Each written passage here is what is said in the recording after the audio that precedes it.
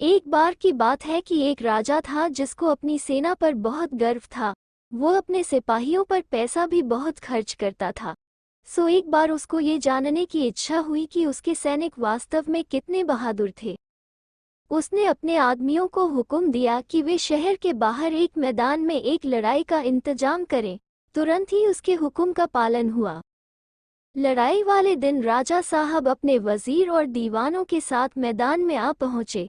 जब वे उनकी लड़ाइयां देख रहे थे तो एक जंगली जानवर जिसके 7 टांगे थी वहां आया और उनके पास आकर गुर्राने लगा। राजा तो उसको देखकर बहुत ही आश्चर्य में पड़ गया। उसने उसको मारना चाहा पर वो वहां से भाग गया। राजा अपने तेज घोड़े पर सवार होकर अपना बड़ा वाला चाकू लेकर उसके पीछे भागा। 2 मील भागने के बाद वह जानवर रुक गया। वहां पहुंचकर उसने अपने आप को एक जोर का झटका दिया और वो एक जिन में बदल गया। वो राजा की तरफ पलटा और उसको खा गया। वजीर ने बड़ी वफादारी और लगन से राजा की 8 दिन तक खोज की पर उसकी कोई खबर नहीं मिली। उन्होंने उसके बेटे को बुलाया और उसकी जगह उसके बेटे को वहां का राजा बना दिया। एक दिन राजा के बेटे को ये जानने की बहुत जोर की इच्छा हुई कि उसके पिता की मौत कैसे हुई थी। उसने यह बात अपने वजीर से पूछी। वजीर ने उसको सब बातें बता दी तो उससे सारा हाल सुनने के बाद उसने भी उसी जगह एक दूसरा शानदार लड़ाई का मुकाबला रखा जहां उसके पिता ने रखा था। नियत समय पर वो और उसके दरबार के सभी लोग वहां इकट्ठा हुए। उन लोगों को वहां पर आए अभी बहुत देर नहीं हुई थी कि वही 7 टांगों वाला जंगली जानवर वहां आ गया और उन सब पर भयानक रूप से गुर्राता हुआ वहां से चला गया। जब राजा के प्रधानमंत्री ने ये देखा तो वो बहुत जोर से हंस पड़ा। राजा ने उससे पूछा कि वह क्यों हंसा। तो वजीर ने कहा, हुजूर मैं इसलिए हंसा कि यह वही जानवर है जिसने आपके पिता को हमारे बीच से उठाया था। अच्छा ऐसा है क्या? तब तो मैं उसको जरूर मारूंगा क्योंकि मुझे तब तक शांति नहीं मिलेगी जब तक मैं अपने दुश्मन को मार नहीं लूं। ऐसा कहकर वह भी अपने घोड़े पर सवार हुआ और उस जानवर के पीछे भाग लिया। वो जानवर उसको कुछ दूर तक उसी तरह भगा कर ले गया जैसे कि वो उसके पिता को ले गया था। वहां जाकर वह रुक गया, अपने आप को झंझोड़ा और अपने असली रूप में आकर राजा के ऊपर उछला। राजा ये देखकर डर गया और दिल से उसने भगवान से प्रार्थना की कि वो उसको उससे बचाए। भगवान ने उसकी प्रार्थना सुन ली और अपने एक देवदूत 6 को उसके पास भेजा जो उसको ये बताए कि उसको इस जिन से कैसे बचना है। देवदूत ने राजा कहा, ये जिन सबसे ज्यादा ताकतवर जिन है। अगर इसके शरीर के खून की एक भी बूंद जमीन पर गिर गई और तब तक ये जिंदा है तो उससे तुरंत ही एक और ऐसा ही जिन पैदा हो जाएगा। फिर वो उछल कर तुम्हारे ऊपर कूद पड़ेगा और तुम्हारे शरीर के टुकड़े टुकड़े कर देगा। मगर तुम डरो नहीं। लो तुम ये 2 फल वाला तीर लो और इससे इस जिन की दोनों आंखें फोड़ दो। इससे यह नीचे गिर जाएगा और मर जाएगा। इस तरह से वह देवदूत उसको वो 2 फल वाला तीर देकर वहां से गायब हो गया। तीर से लैस होकर राजा आगे बढ़ा। वो उस जिन से करीब 40 मिनट तक लड़ा। आखिर में उसने अपना वो दोहरे फल का तीर उसकी आंखों में मार दिया जिससे वह मर गया।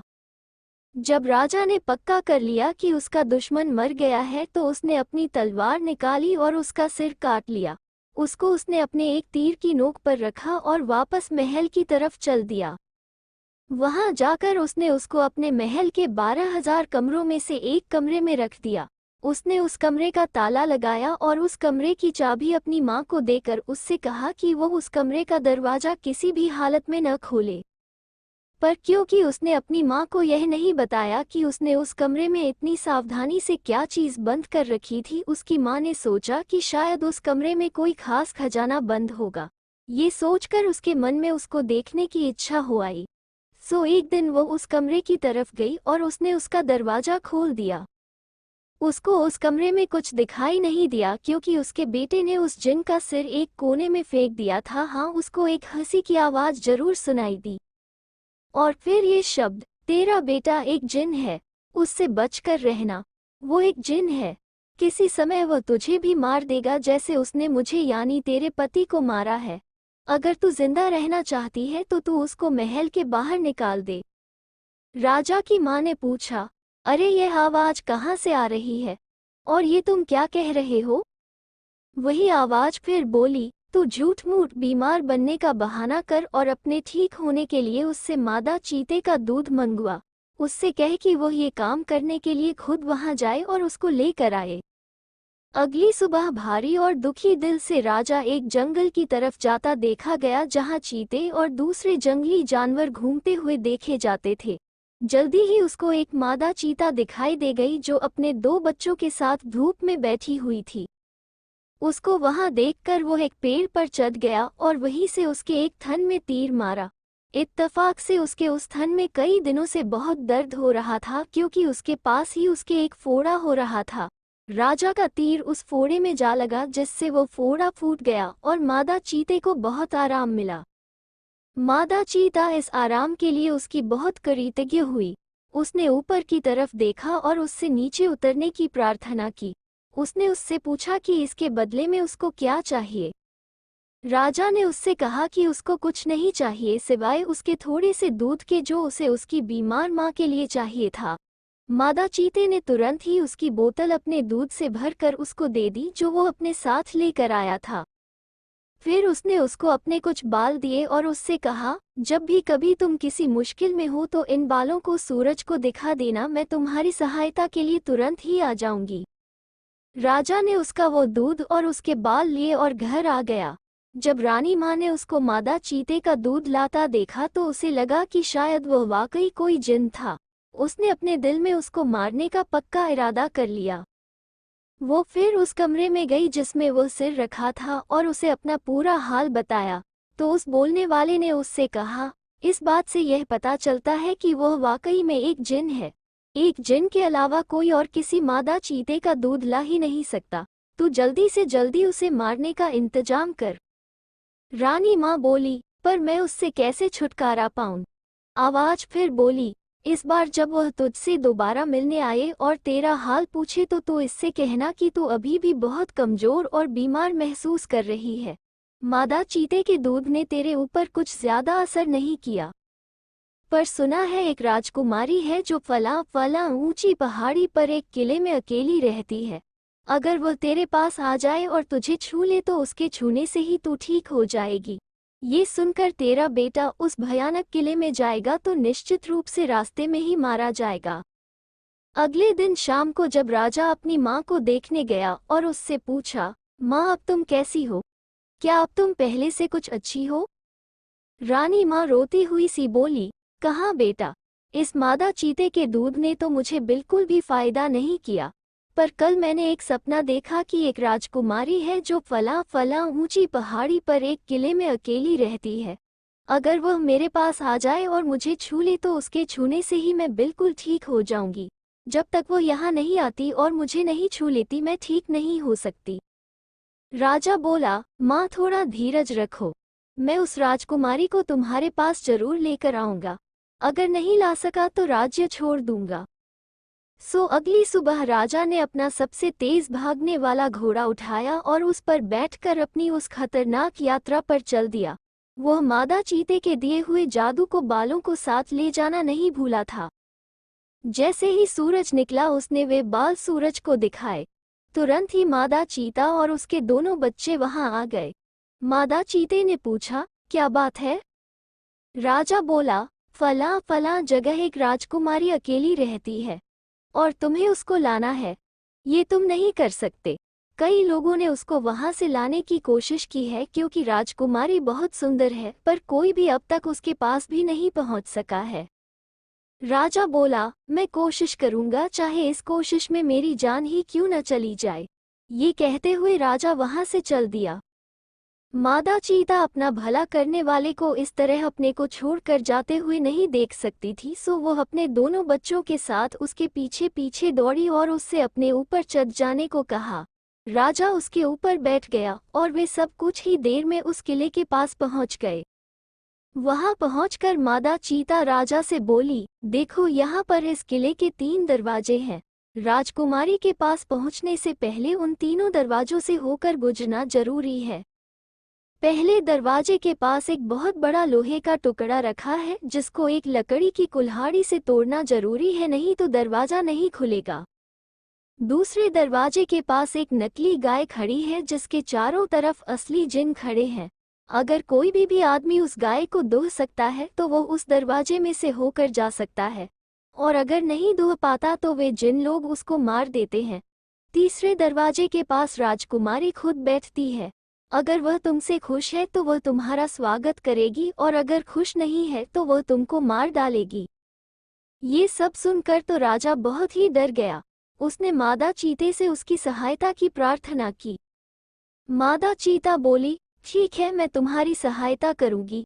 मेरे पास एक जादू है जिसकी सहायता से मैं उस लोहे के टुकड़े में घुस जाऊंगी, और जब तुम उसको अपनी लकड़ी की कुल्हाड़ी से तोड़ोगे तो मैं उसको 2 टुकड़ों में तोड़ दूंगी। चौकीदार सोचेगा कि तुमने वो लोहे का टुकड़ा तोड़ा है और वो तुमको पहले दरवाजे से अंदर जाने देगा। तभी मादा चीते के दोनों बच्चों में से एक बच्चा बोला, और मैं उस गाय की मूर्ति में घुस जाऊंगा और उसको दूध देने पर मजबूर कर दूंगा, और उसके पास खड़े जिन्नों को जब तुम दूध दोह रहे होगे तो उनको तुमसे दूर रखने में सहायता करूंगा। इस तरह से तुम दूसरे दरवाजे से होकर निकल जाओगे। इसके बाद मादा चीते के दूसरे बच्चे ने कहा, और मैं राजकुमारी की आंखों में अपना जादू डाल दूंगा जिससे जब वह तुम्हारी तरफ देखेगी तो तुम उसको सूरज की तरह से चमकीला पाएगी। सो वो तुमको देखते ही अपना तीसरा दरवाजा खोल देगी, और फिर जो तुम कहोगे वह वही करेगी। सो उन तीनों ने अपने अपने वायदे वफादारी से निभाए। इस तरह से राजा तीसरे दरवाजे के पार पहुंच गया। राजकुमारी ने जैसे ही उसको देखा तो उसकी बहादुरी और सुंदरता से बहुत प्रभावित हुई। उसने राजा से अपने साथ शादी करने के लिए कहा। मादा चीता और उसके दोनों बच्चे अपनी मांद में लौट गए।